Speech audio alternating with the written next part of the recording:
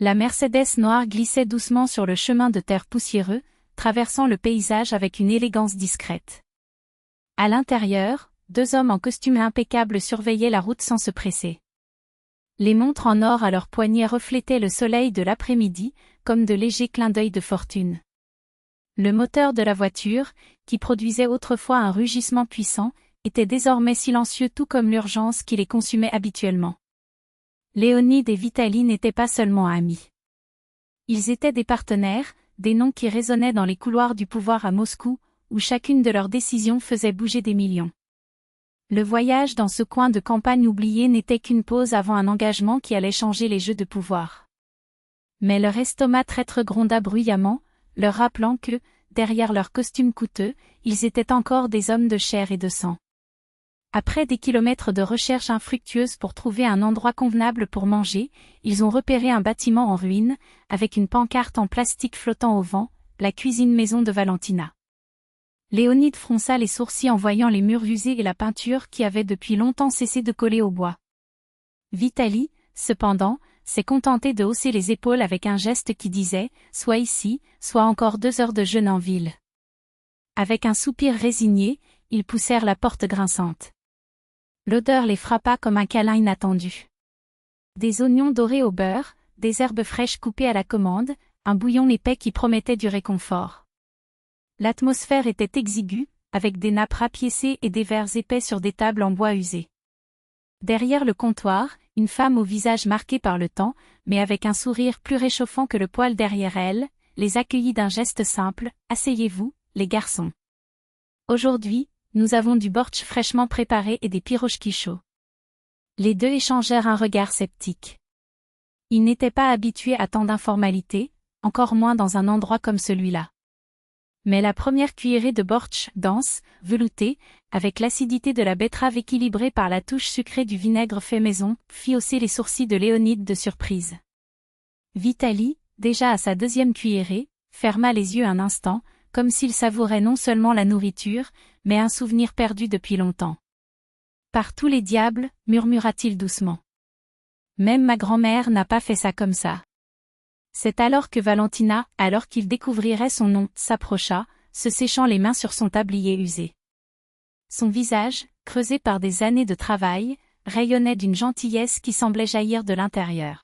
« Alors, tu as aimé ?» a-t-il demandé, avec un espoir timide dans la voix, chaude comme une couverture par une nuit d'orage. Vitali s'essuya les lèvres avec la serviette en papier et répondit sans hésitation, « C'est le meilleur bortsch que j'ai jamais goûté de ma vie. » Elle sourit, comme si le compliment était un cadeau inattendu.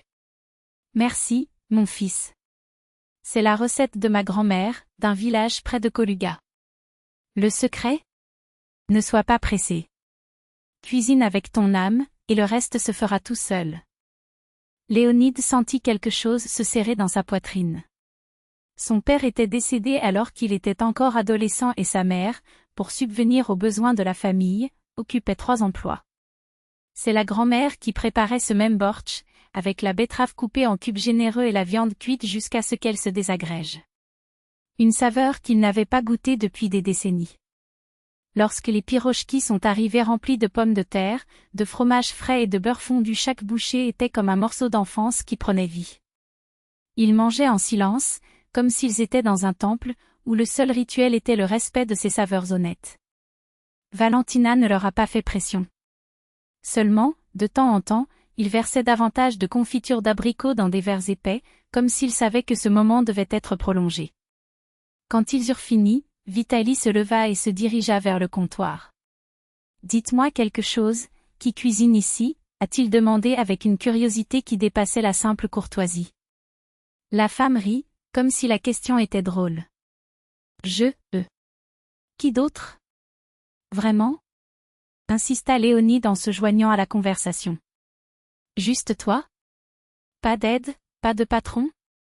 Eh bien, mon petit-fils m'aide parfois à pétrir la pâte, mais le reste, dit-elle en haussant les épaules, je suis seule depuis que j'ai 9 ans. Ma grand-mère m'a appris, puis ma mère. Et la vie m'a montré le reste. » Les 2 hommes échangèrent un regard. Ce n'était pas dommage ce qu'ils voyaient chez cette femme. C'était de l'admiration. Une admiration née de la simplicité avec laquelle elle parlait de quelque chose qui, pour eux, était extraordinaire. Je n'ai jamais pensé que j'étais spéciale, a poursuivi Valentina, presque embarrassée. Je pense juste que si quelqu'un arrive affamé, c'est parce qu'il traverse une mauvaise période. Et je veux qu'il reparte plus léger après mon repas. C'est alors que Léonide, incapable de se contenir, frappa de la main la table. J'ai mangé dans les meilleurs restaurants du monde, déclara-t-il avec une véhémence qui le surprit lui-même. Mais rien n'est comparable à ce bortsch. Vous, madame, êtes une artiste. Le silence qui suivit fut rompu seulement par le tintement des couverts. Les serveurs s'arrêtèrent. Les quelques clients présents regardaient, intrigués. Vitaly, sans perdre de temps, tapait déjà quelque chose sur son téléphone portable. « Nous voulons que vous cuisiniez pour nous, dit-il sans détour. Un dîner privé. Juste pour un groupe sélectionné. Dans un endroit spécial. » Une semaine plus tard, cette même femme, avec son sac en tissu rempli d'épices et de secrets, se tenait devant une cuisine qui semblait sortir d'un rêve, des comptoirs en marbre poli, des réfrigérateurs aussi hauts que des armoires, des équipements qui coûtaient plus cher que sa maison. Elle serra le sac plus fort, comme si elle craignait que tout disparaisse. Je ne sais pas comment utiliser ces choses, a-t-il avoué presque à voix basse. Mais Léonide ou plutôt Artem, comme il s'est présenté, s'est contenté de sourire. Pas besoin. Cuisinez comme vous l'avez toujours fait. Nous voulons juste que ce soit comme ce jour-là. Et c'est ce qu'elle a fait. Ce soir-là, alors qu'il préparait chaque plat, c'était comme si toutes les femmes de sa famille étaient là, guidant ses mains.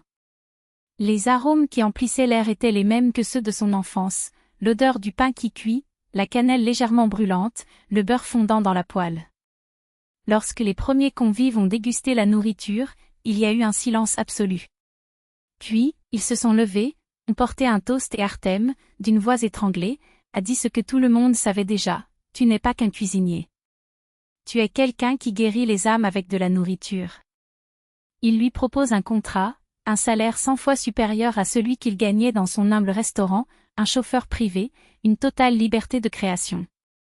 Valentina resta immobile, les yeux humides.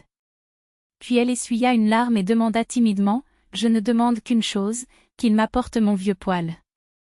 C'est avec ça que je sais cuisiner. » Tout le monde a ri, mais le lendemain, le poêle était là, parmi les équipements les plus récents.